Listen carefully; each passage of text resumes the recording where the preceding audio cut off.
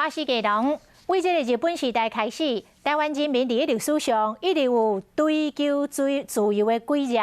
这个出名导演胡长风推出着全新的纪录片《不羁》，记录伫台湾的历史上占有重要地位的人物。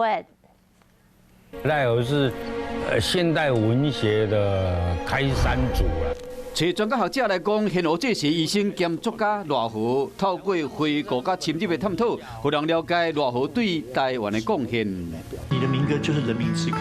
这是导演胡长风留名甲停笔的第3部曲纪录片《不羁》。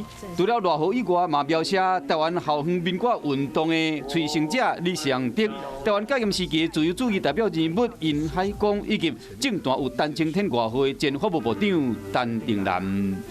学思想界，包括音乐界，包括政治哈，我希望能涵盖整个台湾的一个100年来的发展里面的一个隐藏在民间的一股力量。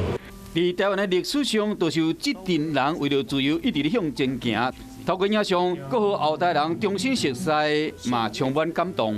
在哪一个时代，都有那种不可抗拒的，而且那种动机，能够展现出台湾人民这个寻找自由的那种精神。